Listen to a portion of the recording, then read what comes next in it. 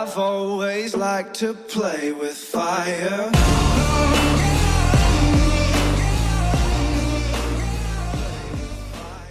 Hey y'all, it's October, which means it's Kinktober, and it is a month-long celebration of kinks and fetishes and all things pleasurable and desirable.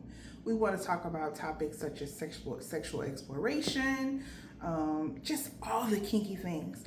So this month is mainly to provide a platform for open discussion, education, and just opening up people's minds to all of the things that they may not ever even think about. These videos that I'm doing are just meant to be short and informative. I'm not teaching any skills, but it's October, and October has always been one of my favorite months because I really enjoy playing dress up. So I have so many costumes and so many things that I want to share with y'all this month. And what better way to kick off Kinktober than to get fired up about fire? Fire play is actually one of my favorite forms of play. It is considered to be edge play, and it's edge play because it kind of toes the line of what is considered to be safe, sane, and consensual. However, we know that in kink, there are always risks, and so this falls into the category of RAC, which is risk-aware consensual kink. So just a little bit about fire play. As I said, it's a form of edge play. And people really like it because it's a sense of danger in it, and it gets you going. It gets that adrenaline going. And it's just a great sensation. So it's a great way to explore sensation, and you can kind of mix it up. With fire play, what's usually involved, you would definitely want to make sure you're doing it with someone who is informed, an informed practitioner, and who wants to be as safe as possible. Like I said, we know that there are risks involved, but you want to go with somebody who knows what they're doing. So basically, what happens in fire play is it's a form of play where controlled flames are placed on or near your body without burning you. Is there a risk for burn? Of course, but again, you can do this as safely as possible. So it usually uses things such as wands, and I'm gonna go ahead and pour my alcohol in here so I can show you a little bit of fire.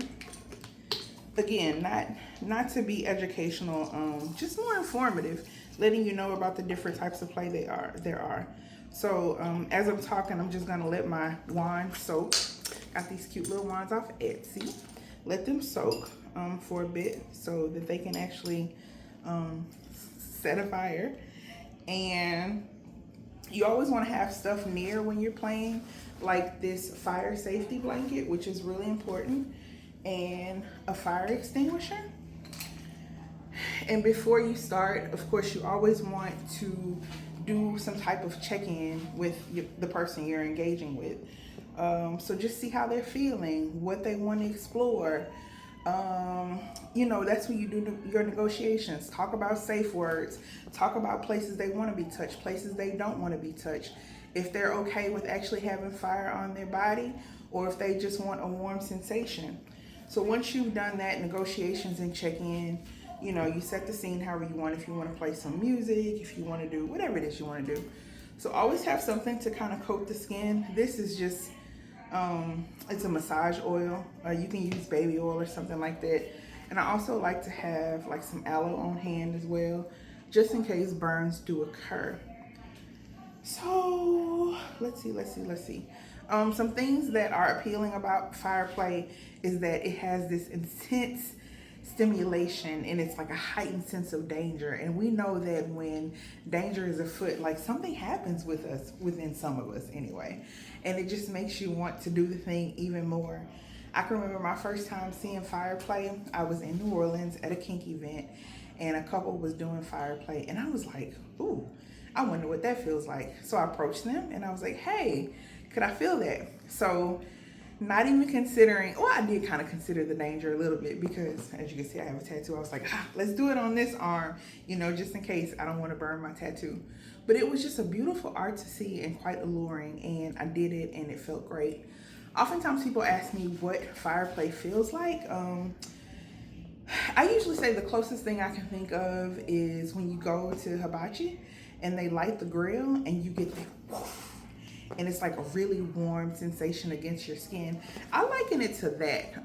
That's one of my best and easiest ways of describing it, but it may feel different to different people, and especially depending on like how you do it. One thing you want to do is have constant communication, as I've shared before, and I will always share.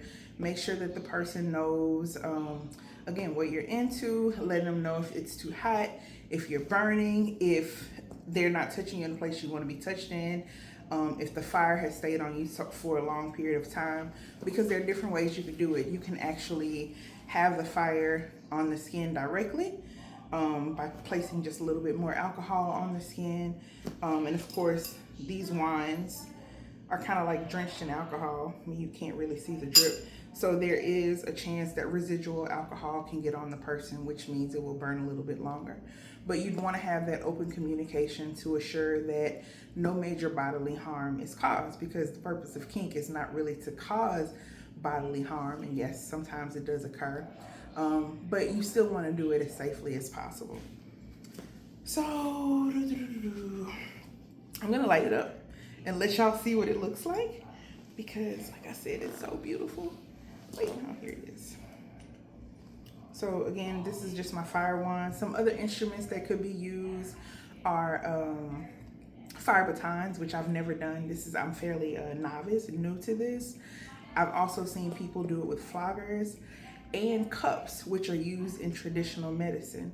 So I've had cupping done on me. I've had the fire wands, and I'm just gonna light this up and let you see it is real life fire, a real beautiful flame, and I could just touch my skin with it. And I don't know if you got to see it, but the flame stayed in my hand for a little while. But if you were doing it on someone, you just kind of rub it against the skin.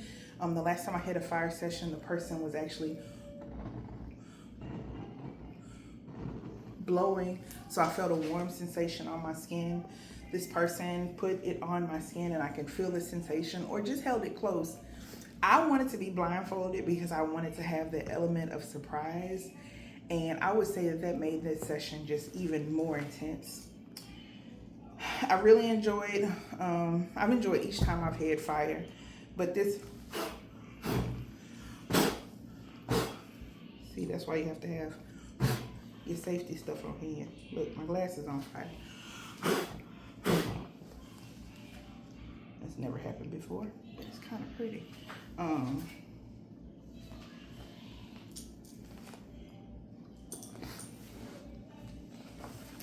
Well, let me just take care of that.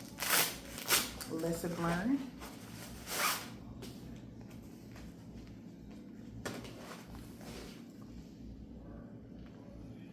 So I'm just gonna suffocate this fire. What happened is my fire dripped into my alcohol, and it kind of like set it on fire. So of course there's always chances that stuff can happen, but that's why I had this stuff on hand. That was perfect. And I was I was easily able to just put the flame out, and it got on my cover a little bit, but I was able to put it out. So as you can see, that was not planned, but there's always the chance that something may catch on fire. Let's see, where was I? Oh, but this particular person did various sensations on me. Like they were kind of like drumming and putting it on my foot. Then there was a mixture of like some cold stuff going on. So it was just an amazing experience that I thoroughly enjoyed. So I just wanted to share a little bit with you about fire play. Definitely trying to demystify some of these kinks, because oftentimes we hear kinks and we're like, oh, that person's into all kind of wild and crazy and freaky stuff. And I mean, to a degree, it is. But it's not as horrible or as far-fetched as one may think. So that is fire play, just a general overview. If that's something you're interested in, I encourage you to find someone in your area who is experienced. Make sure you vet them properly and check in with them. There are all kind of videos on YouTube. There are people you can pay. I know personally, I didn't want to do fire play on anyone until I had an experienced person in my presence. So I was able to do that. I learned some techniques. I'm looking forward to learning more techniques. So let's just think about how Kinktober sparks excitement in those who are drawn to fire play. And it offers a chance to explore all of the thrills and sensation that fire has to bring. Each flicker and flame brings intensity and trust, lighting up the month with daring experiments and a controlled burns of erotic power. For the bold, Kinktober becomes a fiery celebration of passion and precision. So, I hope you enjoyed this little informative session on fire play. If you are interested and you are in my area, I encourage you to get vetted. I do enjoy practicing this at parties. I know some other people who are experienced and they really enjoy doing it at parties. But if you're interested in getting vetted, click on the link in my bio. And yeah, just be open to fire play because it can definitely be an amazing thing. I look forward to seeing y'all during the rest of the month as I share various kinks, fetishes, and philias. And hopefully it just kind of gets the conversation going and demystifies what kink really is. So kink up, witches, and I'll see y'all next time. That's it on fire play. Later.